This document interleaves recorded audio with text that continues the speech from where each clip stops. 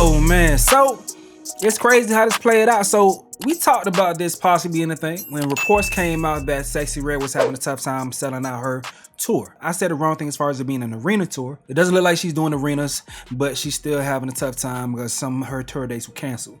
So her fans are reacting to it. So Seattle was canceled, Portland, Oregon, and Oakland, California. Now I'm not surprised by Seattle or Portland, but Oakland, that's interesting. But she's still rocking out in Atlanta. So some fans are reacting. Someone saying, "Bit, I'm trying so hard not to curse Sexyy Red out. Bit, why this old cancel her show out here? Sexyy Red canceled her Seattle show. Sexyy Red, bit, why would you cancel your show in Oakland with the funk? Why did Sexyy Red cancel her Seattle show? I was so excited for Thursday. Sexyy Red canceling her Seattle show confirms summer is over." So some fans are upset. People are assuming that it had to be canceled due to low sales. And that made me just think of this right here, you know. So there's an article that SSL put out and it reiterates some points that I've been making for the longest. Despite being so relevant on social media and in blogs, a lot of these female rappers are not that relevant in the actual music world. You feel me? From true consumers of music, their market share is over exaggerated. So this article is written by Vernon C. Coleman. That's the author of this right here, man. Let's go ahead and see. This the dude, Vernon C. Coleman. This him right here.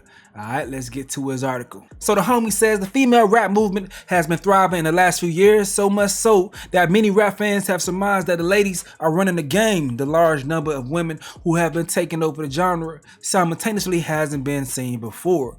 The current names include some hit makers: Nicki Minaj, Doja Cat, Cardi B, Lotto, Sexyy Red, Glorilla, Ice Spice, and others. However, star power, hit records, and cult followings aren't always transferring to album sales. He talks about Coi Leray's album, who only did 10K, but Nicki Minaj is still doing numbers, did 228,000. This is within the last 12 months. Now, the only other people to get close to over 100K was Doja Cat with 72,000 copies and Megan Thee Stallion with 64,000 copies. Now, these are people who actually went above that before, which is crazy. Now, he's saying Sexyy Red, Ice Spice, and Glorilla projects, all of them put together don't even add up to 100,000 units first week sale. That's crazy. And that's despite each woman having a top 40 Billboard Hot 100 hit and being considered the most popular of the latest crop of MCs. So they put together a list of all the releases within the past year, I guess 12 months, and these are the first week numbers. Doja Cat 72K, City Girls 10K, Baby Tate 2K, Lola Brooke 4K,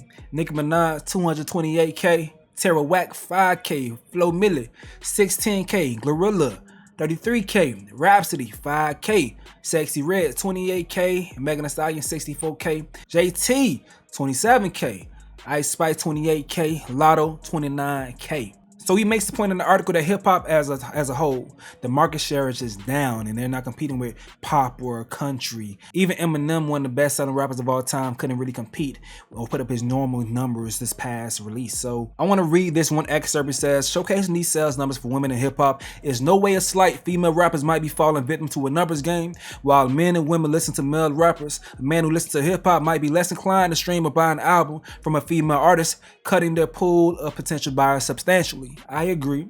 I've always had that thought. I'm sure I said that before, but I agree. He says, yet the public still feels inclined to follow these females rappers' every move.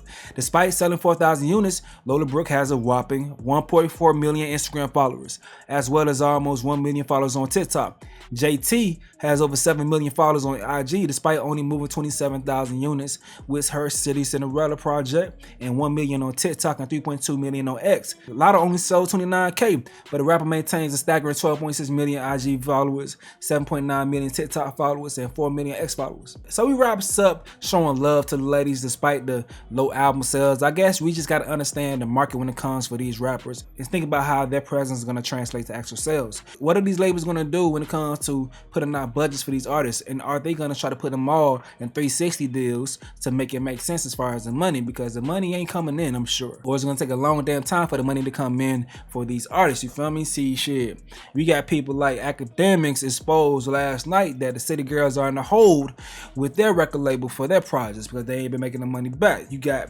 other people, shit, Lil Yachty spoke about the girl Caribou, and I don't know if he's speaking about her specifically or Concrete Boys as a whole, but he said you're in a whole 900K. That's crazy. It does take a lot to invest into female artists because all they need with hair, makeup, their performances got to be more than just walking around the stage. They got to have dancers and shit. It's a big investment, you know, glam squad, all that stuff got to be within it. How they look, like it got to be on point for the ladies for it to make sense. Got to look right. I'm interested in seeing how the labels will move forward with this shit. I personally think, like, someone had a tweet, I want to go ahead and put it up. So they talking about Sexyy Red not being able to sell well. This person says, I'm not understanding how record labels are skipping the necessary stages like SOB, 2 Webster Hall, 2 Terminal 5, 2 Barclays to ensure the success of their investment. Banking on temporary virality is nuts.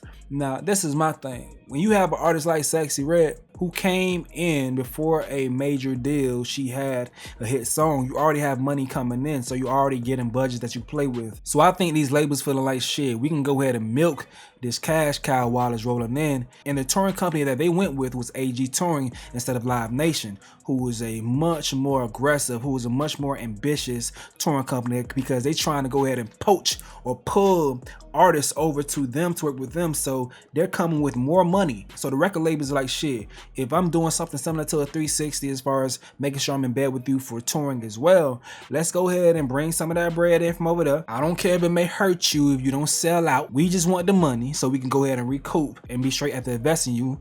What happens after that point is what happens after that point. We're gonna try to keep this shit going as long as we can, but I don't think they already have any long-term ideas or plan for this artist. They have a set thought process that this shit is only gonna last for a short amount of time. If these people are dumb enough to give it this money, we're gonna take it.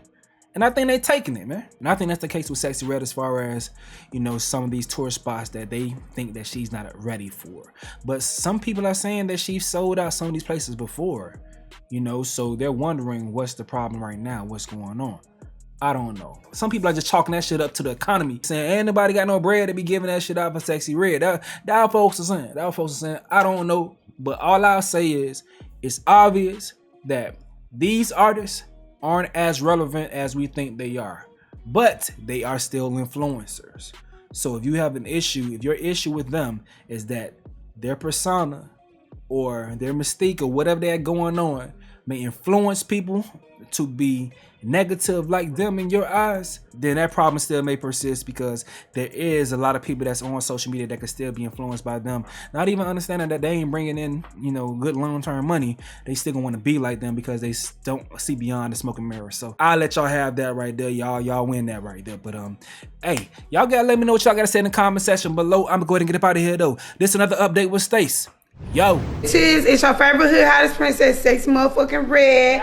I'm finna go on tour with Kodak, Huncho, Low Shimmy, Blake Yana, and many other more guests. I hope y'all come see me and my peoples. Turn up. Come fuck with us, period. Damn, I ain't see all this fucking ass behind me, so